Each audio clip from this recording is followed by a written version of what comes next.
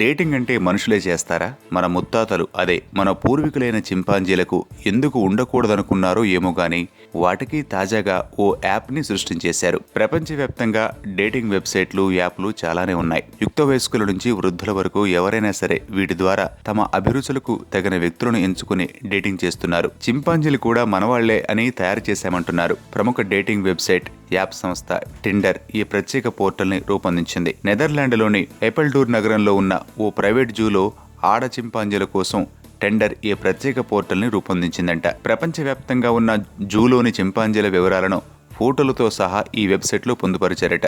ఆ ఫోటోలను చూసి ఆడ చింపాంజీ తనకు నచ్చిన మగ చింపాంజీలను ఎంపిక చేస్తోందని చెబుతున్నారు.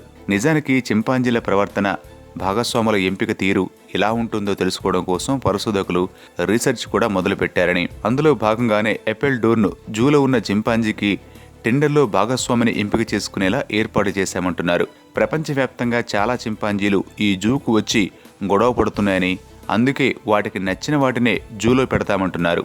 సూపర్ ఐడియా కదా.